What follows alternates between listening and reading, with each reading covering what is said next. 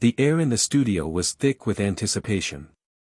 The primetime segment was scheduled to bring together two bold voices from opposite ends of the political spectrum, Congresswoman Jasmine Crockett and conservative commentator Candace Owens. The show was already trending on social media before it even aired.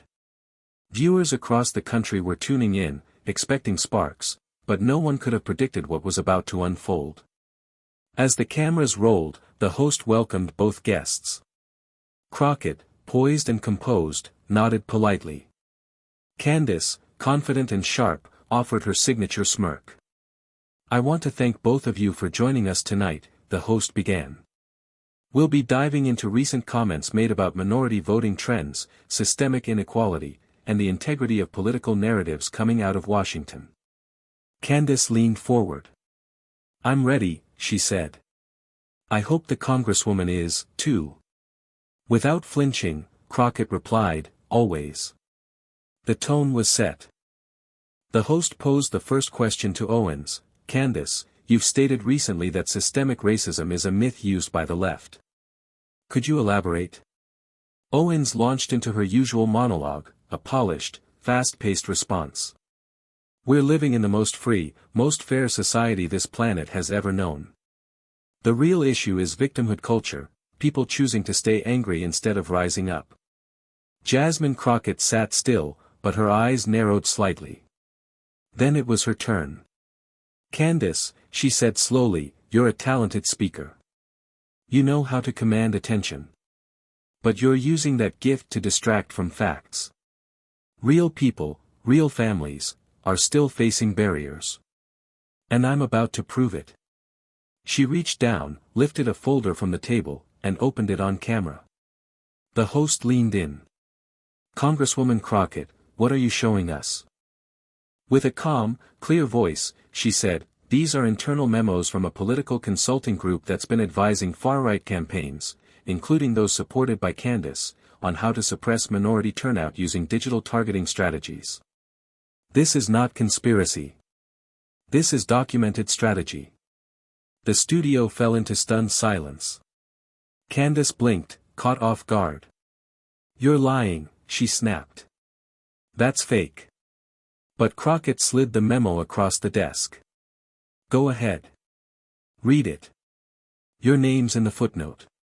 The camera zoomed in on the paper as the host cautiously picked it up. His eyebrows raised as he skimmed the page. "Congresswoman, are you saying this document is real? Verified?" Jasmine Crockett nodded. "It came from a whistleblower. A former data analyst who worked for one of the firms involved. We've already passed the material to the House Ethics Committee." Candace's smile was gone. "This is a smear campaign," she fired back, visibly rattled. "You think flashing a piece of paper is going to make your narrative true? That's classic political theater." Crockett didn't flinch. "No, Candace. What's classic is pretending you're above the system while being used by it. You've made a career out of mocking people for fighting injustices that you've never had to live through, or that you've conveniently chosen to ignore." The studio audience, unusually vocal for a political segment, gave a low gasp. The host jumped in, trying to keep the discussion from boiling over. "Let's stay focused here. If what Congresswoman Crockett is saying is accurate, this would point to intentional voter manipulation. Candace, would you like to respond directly to the content of the memo?" Candace looked at the host, then back at Crockett. "I haven't read it," she said sharply. "I won't respond to something that could have been cooked up by a Democratic staffer 5 minutes ago. I've seen these stunts before."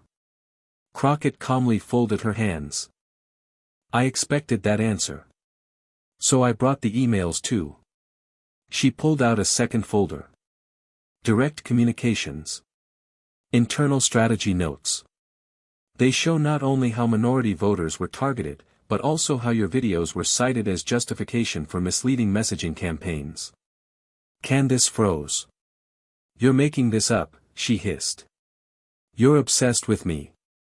But her voice was rising now, no longer confident, but defensive. Crockett leaned forward slightly and said, without raising her voice, "No, Candace. I'm just finally holding you accountable. The studio burst into nervous murmurs. The host looked visibly uneasy now, glancing between his guests and his producers behind the camera. A red light blinked near his monitor, signaling the segment was trending live. Millions were watching. "Let me be clear," Crockett said, her voice firm but steady. "This isn't about personal beef. It's about how misinformation gets laundered through influencers with platforms, like you, Candace, who then discredit real efforts to protect voters." Candace scoffed, clearly agitated. "Oh please, Jasmine. You're acting like you're some crusader. You're part of the machine. You just play a different role in the same circus. You sit in Congress, but you're not actually helping anyone." Crockett didn't react to the insult. Instead, she calmly turned to the host. "I'd like to read one of the emails," she said. The host hesitated for a moment, then nodded. "Go ahead." Crockett lifted the page and read, "We should leverage Owens' latest video to justify the messaging in North Carolina. Her dismissal of racial barriers helps validate our stance. She's a gift, we just need to keep her talking." She placed the paper back down. The studio was dead quiet. Candace stared at her, stunned. "You really think reading one email proves anything?" "It proves intent," Crockett said. "And more importantly, it proves you're not the independent voice you claim to be. You've become a tool. And the people watching this deserve to know." Candace suddenly stood up. "This is a setup. You're using this show to ambush me. I won't sit here and let you drag my name through the mud." The host raised a hand, trying to de-escalate. "Candace, please, no," she snapped. "I came here to debate ideas. Not to be blindsided with fake documents and petty attacks from a grandstanding congresswoman." Crockett remained seated, unmoved. "Maybe if you listened instead of yelling," she said coolly, "you'd learn the difference between a debate and being exposed." That line landed hard. The live chat on the network stream exploded. Viewers were flooding Twitter, calling it the moment Candace cracked. The host looked toward the control room again, clearly unsure whether to cut to commercial. The producer's voice crackled into the host's earpiece, "Do not cut to break. Let it play." The host swallowed, then turned back to his guests. "Congresswoman Crockett," he said, "some are already saying this segment is historic. But others argue you brought evidence to publicly smear someone without due process. How do you respond?" Jasmine Crockett didn't blink. "This isn't about smearing. This is about unmasking. We're living in an era where influence can outweigh truth. When someone builds a brand denying systemic barriers, while their content is literally used to justify voter suppression, that's not just hypocrisy. That's danger." Candace had now taken her seat again but sat rigidly, arms folded. "You've had your moment," she said bitterly. "You brought your papers, your accusations, your dramatic flair. But let's not pretend you care about voters. You care about headlines." Crockett turned her head slowly. "I care about democracy. You care about views." The room held its breath. "You make content that reinforces what certain people want to hear, not what they need to hear," Crockett continued. "You tell them racism isn't real while others work behind closed doors to make sure their votes don't count. And then you cash the check." Candace's voice cracked slightly as she replied. "You don't know anything about my work." "I know enough," Crockett shot back. "Enough to see that you've convinced yourself being contrarian is the same as being courageous." "It's not." The host finally interjected. "Ladies, this conversation is obviously raw, but I think viewers are witnessing something important tonight. The collision of two very different worldviews." Crockett nodded. "That's fine. Let them see it clearly." Candace narrowed her eyes. "Careful, Jasmine. The more you talk, the more people realize who you really are." Crockett leaned back, smiled faintly, and said, "Good. I want them to." Outside the studio, social media was on fire. Clips of the exchange were already being dissected on every major platform. Hashtags like hashtag Crockett vs Owens, hashtag LiveTVBombshell, and hashtag Owens Meltdown were trending worldwide. Inside, the atmosphere was electric. The host looked between both women. Before we move on, I want to ask a question that's on everyone's mind right now. He turned to Crockett. Do you believe Candace Owens knowingly participated in a coordinated disinformation campaign? Crockett paused before answering, not because she was uncertain, but because she wanted the weight of her words to land. I believe she knew what she was doing, she said calmly. When you consistently deny the experiences of millions, dismiss evidence, and uplift narratives that benefit powerful interests, that's not accidental. That's calculated. Candace immediately shot back. So now I'm a conspirator in voter suppression. Do you even hear yourself? You sound ridiculous. You can mock it all you want, Crockett said. But facts are facts. You've chosen to side with people who see informed voters as threats. And you give them cover by pretending everything is just fine. Candace laughed, but it was hollow. I don't need to justify myself to you. The people watching know who's telling the truth. Jasmine Crockett smiled subtly. I agree. And I'm fine letting them decide. The host leaned in, sensing the moment. Candace, would you be willing to release a statement distancing yourself from the group mentioned in the memo? Or clarify your role? Candace hesitated, just a flicker of it, before regaining her posture. I don't owe anyone an explanation based on a pile of so-called documents dragged into a TV studio. This whole thing is beneath me. Crockett's voice cut through with surgical precision. Then maybe politics is too. That line landed like a gut punch. Even the host didn't know what to say. The air was heavy with the kind of tension that only comes from truth colliding with ego, and millions were watching it live. Backstage, producers scrambled to handle the fallout. News outlets were already requesting interview rights. Other shows were calling it the most explosive political moment of the year. But on set, Jasmine Crockett remained composed, while Candace Owens looked like she was holding back a full eruption. The host broke the silence. We're going to open the floor for final thoughts from both of you. Let's keep it respectful. Congresswoman Crockett, you first. Crockett nodded. I didn't come here to attack anyone personally. I came because the American people deserve transparency. Not slogans. Not social media rants. Real answers. She tapped the stack of papers in front of her. This isn't theater. It's accountability.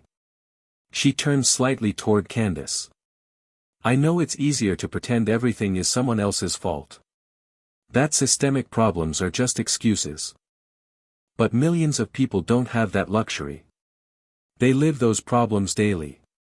And if we don't face them honestly, we become complicit. The audience gave a quiet but noticeable round of applause. Then the host gestured to Candace. Your response. She took a breath, then spoke with tight restraint. You know what? I've been called a lot of things. Sellout. Puppet. Distraction. But I've never seen anyone so eager to destroy another black woman just to score points. Crockett didn't interrupt. Candace continued, you act like you're righteous. Like you're above it all. But you're playing the same game, just from a different seat. The host raised a hand. Let's keep this from getting personal. But Crockett calmly replied, it's not personal to me. It's structural. This was never about you or me. It's about the role we play, and whether we're using our voices to protect people or mislead them. Candace rolled her eyes. I protect people by telling the truth. Crockett tilted her head. Then start now. That sentence echoed like a challenge. The camera panned wide. No one spoke for a full beat. Then the host leaned in with a careful smile. Well. I think we can all agree, this conversation isn't over. But for tonight, it ends here. The screen faded to the show's closing logo, but the damage, and the message, had already been delivered. The moment the show cut to black, the studio erupted. Producers swarmed the set, assistants spoke into headsets, and the sound crew exchanged wide-eyed glances. It was the kind of segment that didn't just trend, it sparked a firestorm. Candace stood up, jaw clenched, already removing her mic. A staffer tried to intercept her with a phone. "You're blowing up Twitter, maybe we should." "Don't," she snapped. "I don't need spin." Across the set, Crockett remained seated, calmly organizing her notes. One of the producers leaned in. "Congresswoman, CNN just requested an immediate interview." "MSNBC too. Do you want us to coordinate?" She nodded politely. "Let them know I'll be available in 20. As Candace stormed off, Crockett's aide approached with a phone in hand. "Ma'am, the clip has over 2 million views, in 12 minutes. People are already calling it a turning point." Crockett allowed herself a small smile. "They should be calling it a wake-up call." Meanwhile, online discourse was on fire. Candace Owens just got publicly dismantled. Jasmine Crockett walked in with receipts and walked out with the internet. That wasn't a debate. That was a reckoning. Candace couldn't handle facts. Plain and simple. Even prominent conservatives were split. Some defended Owens, calling the segment a smear job. Others quietly backed away, choosing not to engage at all. Back in the green room, Crockett's team was already planning next steps. A press briefing, potential hearings, maybe even a bipartisan inquiry into the consulting firm named in the memos. She looked at her aide. "Make sure we send copies of everything to the Oversight Committee." "Yes, ma'am." Then she glanced at her phone, a simple notification: "Representative Alexandria Ocasio-Cortez reposted your clip." Crockett exhaled slowly. The momentum was real. But so was the target now on her back. By morning, the story had become unavoidable. Every major news outlet, from progressive blogs to conservative talk shows, was dissecting the confrontation. Cable networks played the viral exchange on a loop. Talk radio buzzed with furious takes. Podcasts scrambled to release emergency episodes. And in the heart of Capitol Hill, phones rang non-stop.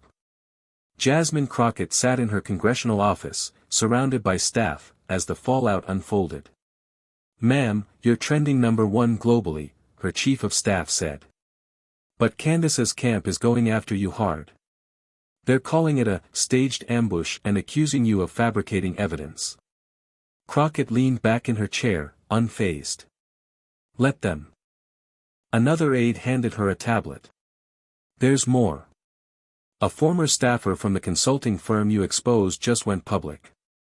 He's confirming the documents were real, and he's willing to testify under oath." That got her attention. "Set up a meeting," she said. "Now." Meanwhile, Candace Owens released a carefully edited video statement. "What you saw last night wasn't truth. It was performance. I've built my career on facts, and I will not be silenced by political opportunists who hide behind congressional titles."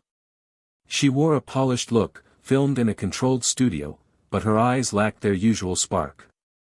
Her words were smooth, but the comments below her video told a different story. "You didn't deny the emails. Why not address the evidence directly?" Jasmine Crockett brought receipts. "You brought a script." Back on Capitol Hill, other lawmakers began quietly reaching out to Crockett's team. Some offered support. Others wanted distance. One bold text came from a centrist Republican: "Damn.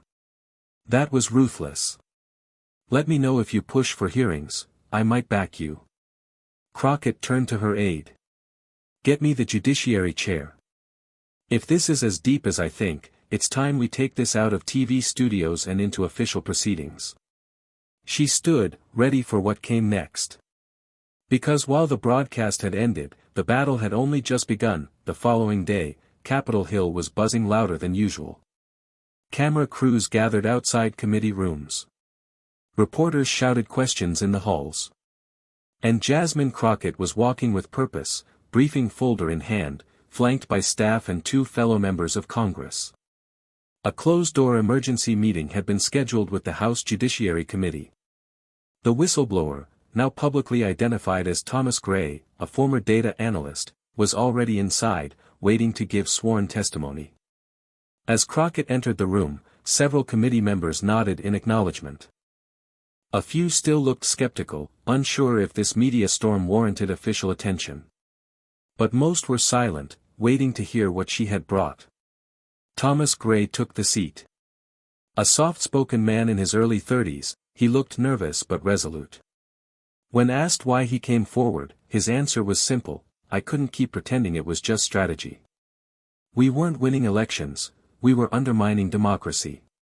And I saw my work being weaponized through voices like Candace Owens, because she made the manipulation easier to sell."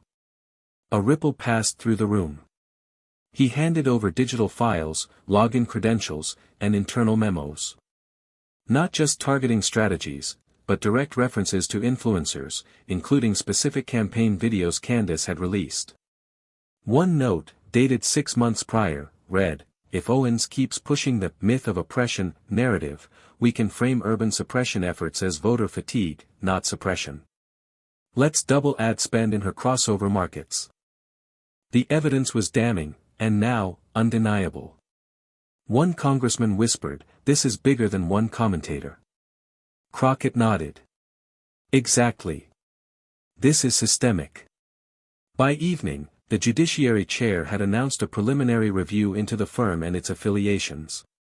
News broke within the hour. The stock of the political consulting group plummeted 27% overnight. Candace Owens stayed silent. For the first time in years, she didn't tweet. She didn't go live. She didn't post. And the silence spoke volumes. Jasmine Crockett, meanwhile, prepared a press statement. "We are not just holding influencers accountable. We're holding the infrastructure behind the misinformation accountable, because democracy demands it." By the end of the week, the ripple effects had become a wave. Several political action committees announced internal audits. 2 right-wing digital strategists took leave from their firms. And congressional offices, both Democrat and Republican, were flooded with constituent emails demanding transparency about voter targeting practices. Meanwhile, Jasmine Crockett stood on the Capitol steps, preparing for a press conference that was now being covered by nearly every major network. She stepped up to the podium, cameras flashing, mics pointed like weapons, or tools. "Let me be clear," she began. "This is not about left or right. It's about whether we value truth over manipulation, integrity over influence." She held up a redacted version of one of the memos. "These documents reveal a deliberate, well-funded effort to mislead Americans. And they used familiar faces to do it, voices that looked and sounded like the very people being targeted." She paused, letting the weight of that sink in. And when those voices, like Candace Owens, were challenged, they didn't respond with facts. They responded with deflection. Because they were never meant to answer. They were meant to distract. Reporters shouted questions. Is Owens under formal investigation? Do you believe she broke any laws? Crockett answered only what mattered. This isn't about legal guilt. It's about moral responsibility. And it's time we demand both. At that moment, a reporter's phone buzzed with breaking news. Candace Owens resigns from her media partnership. Issues brief statement, "I need time to reflect on the direction of my work." Crockett's aide leaned in to whisper the update. Jasmine didn't smile. She didn't gloat. She simply said to the crowd, "This isn't about taking anyone down. It's about lifting truth up." And with that, she stepped down from the podium, while the nation stood up, taking notice. Weeks passed. The headlines slowly shifted to other stories: a budget standoff, an international summit, the latest scandal elsewhere. But the impact of the Crockett-Owens confrontation didn't vanish. In fact, it became something more powerful, a reference point. Cable pundits began calling it the turning moment for digital accountability. University classrooms analyzed the segment in political science courses. Advocacy groups cited it in campaigns against misinformation. And on the Hill, legislative momentum was building. Jasmine Crockett introduced the Voter Integrity Through Transparency Act, co-sponsored by both Democrats and moderate Republicans. The bill aimed to regulate political consulting firms, require disclosure of digital targeting methods, and implement oversight of influencer funding tied to voter engagement. It wasn't flashy, but it was real. And real change was something people hadn't seen in a long time. Candace Owens, meanwhile, stayed quiet. Her once constant media presence dimmed. A few allies defended her. Some distanced themselves. But she remained off camera, releasing only a short statement weeks later: "I let my message become bigger than my responsibility. I won't make that mistake again." The words were vague, but telling. As for Crockett, she returned to the House chamber one evening after a long day, her staff gone home. She stood by the window overlooking the Capitol dome, watching the lights flicker against the night sky. Her phone buzzed, a message from the whistleblower, Thomas Gray. "Thank you for not letting them bury it. I finally sleep better." She smiled slightly, then locked the phone. Because in the end, this wasn't about going viral. It wasn't about sound bites or social media wins. It was about one voice, steady, unshaken, choosing truth in a room built for noise. And sometimes, that's all it takes.